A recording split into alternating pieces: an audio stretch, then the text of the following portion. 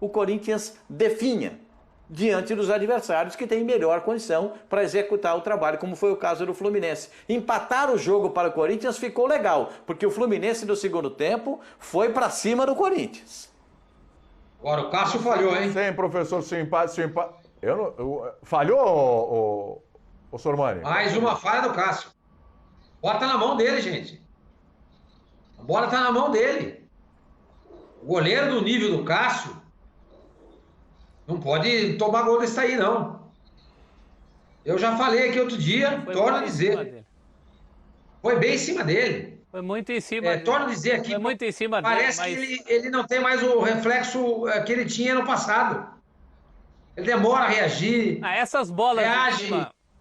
Em cima da linha ali é complicado, ele fica muito dentro do gol, né? Ele fica muito dentro do gol. Se posiciona mal. Agora, ele falhou nesse, mas também tirou uns outros 2 gols ali durante o jogo, né? Ele foi muito mais acionado que o goleiro do Fluminense, o que é imperdoável. Seu time pode ser ruim o que for, mas se você tem um a mais, você não pode deixar de fazer cócegas no Fluminense, como o Corinthians fez durante um tempo inteiro de jogo. E o primeiro tempo não foi essa maravilha toda, não, mas pelo menos não sofreu sustos, chegava antes nas divididas, matava as jogadas do Fluminense antes. Do ponto de vista ofensivo, não fez muita coisa. É a famosa arrancada com o Mosquito que gera pênalti. Aliás, a única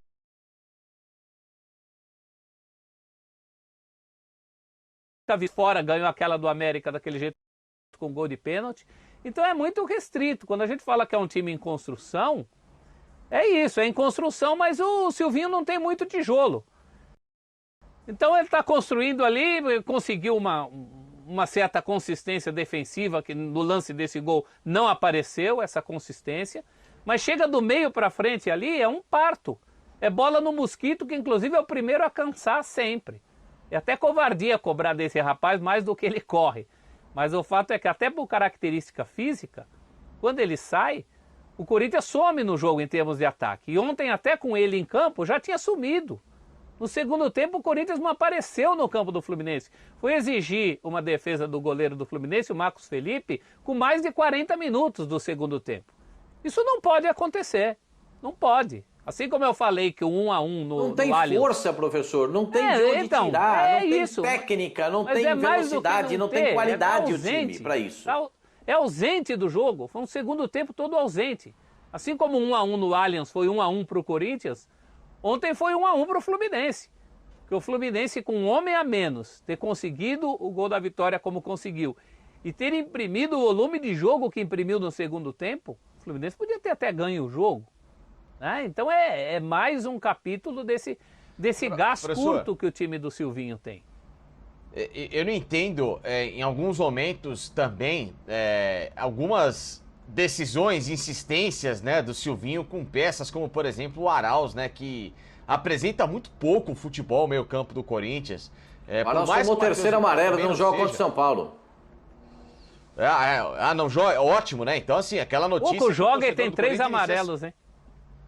Então, o professor, então assim, são jogadores inoperantes, tecnicamente, taticamente falando. O Matheus Vital pode não ser o suprassumo da intensidade, mas é mais bola que o Arauz, né? Convenhamos.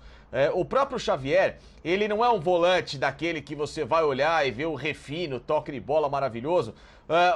Mas o Xavier em relação ao Cantillo... Ele saiu, o time sentiu, você tem razão, ele saiu, o time sentiu.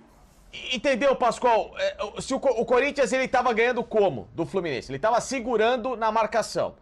Sendo um time que era menos exposto, estava ganhando nesse lado físico no embate e conseguindo ganhar aquela intermediária na roubada de bola. Você coloca um jogador que não é intenso, que na marcação é falho, que tem o passe longo, mas apenas isso e não dá pra viver de passe longo no futebol, convenhamos, o cara tem que ser dinâmico. E aí você mata o time. Aí você quebra o que o time tinha de pouco conquistado ao longo da partida, que era essa marcação, essa roubada de bola. Então o Silvinho tem decisões que elas são, sabe, bem questionáveis em relação... Por exemplo, outras coisas. O Ramiro vai embora, certo? Então, já não é mais escalado. Se bem que vinha jogando e sabendo que ele vai embora. Agora, por que o Gemerson, que era o melhor zagueiro do Corinthians, não é escalado se ele tá, entre aspas, com o mesmo problema do Ramiro? Se os dois vão embora, e se um joga... Por que não joga o outro, então, que é bom jogar? Aliás, era o melhor zagueiro que o Corinthians tinha à disposição. Ah, mas o contrato não sei o quê. Ah, mas a gente...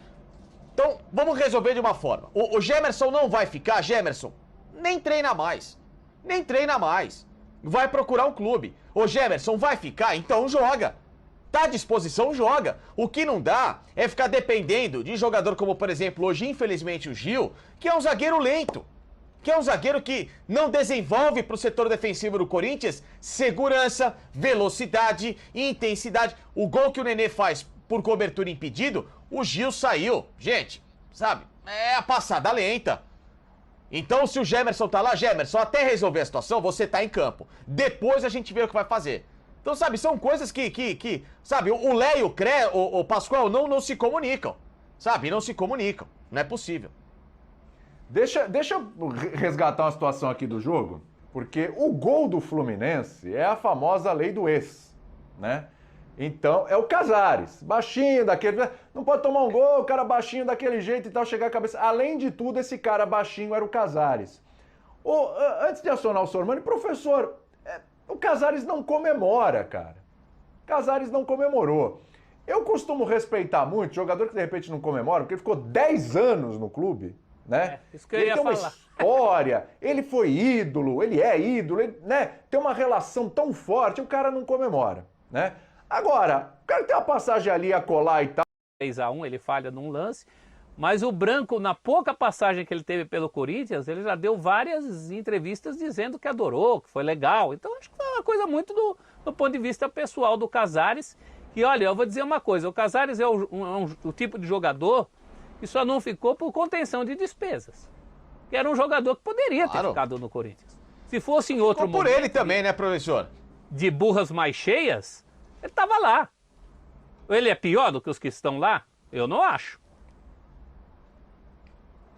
Fala, Facinha. Ele se quisesse, seria titular com o pé nas costas desse Corinthians. Sim. Além do lado financeiro, teve o lado do Casares. Ele também não fez muita força para ficar no Corinthians. É uma pena, é o que eu falo. É um jogador que é muito especial, ele é muito habilidoso, ele é muito talentoso. Se ele tivesse 30% de foco na carreira dele, esse menino estava jogando em time médio europeu, médio, tô dizendo grande, tá? Não vou exagerar aqui, mas médio europeu, jogando um campeonato espanhol, um campeonato português, brigando por algo. Estaria jogando, claro que Não tem. faça encane. É bom Mas jogador. espera aí, pera um pouquinho. O professor, eu até sei que o professor defende o Casares e tem o nosso glorioso Tuca Veiga aqui na nossa Eu e o Tuca somos casaristas. também, que assim, é um amor, uma idolatria, e ontem partiu o coração ver o Casares fazer o gol, os caras... É um negócio de louco, né? Tá vendo? Eu tinha razão. O cara tá louco hoje na reunião. Eu tinha razão.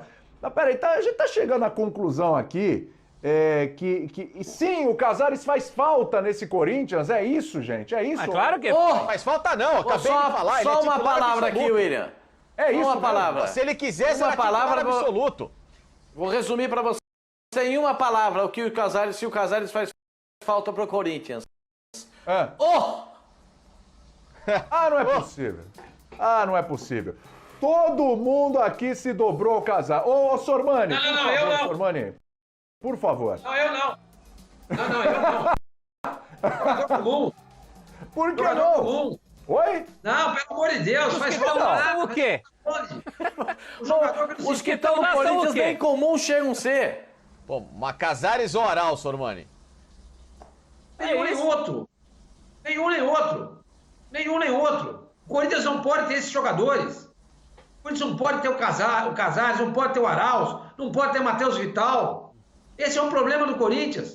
O Corinthians está cheio de jogador medíocre, como eu disse no começo do programa, no sentido literal da palavra. Comum. Não pode. O Corinthians tem que ter jogadores que façam a diferença e eles o levem à conquista de títulos. Claro.